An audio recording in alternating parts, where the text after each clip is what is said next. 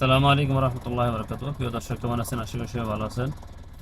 আল্লামা মামুনুল হক সাহেব কি বক্তব্য দিলেন, চলুন আমরা একটু শুনে আসি।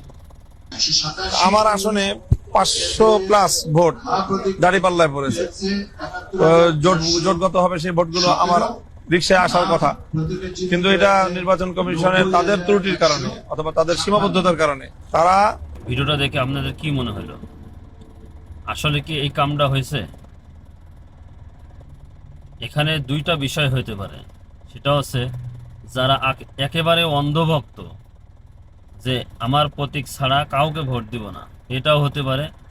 আবার অনেকে অতি উৎসাহিত হয়ে ভুলবশত দিয়ে ফেলেছে, এই জন্য মামুনুল হক সাহেব হেরে গেছে আর কি।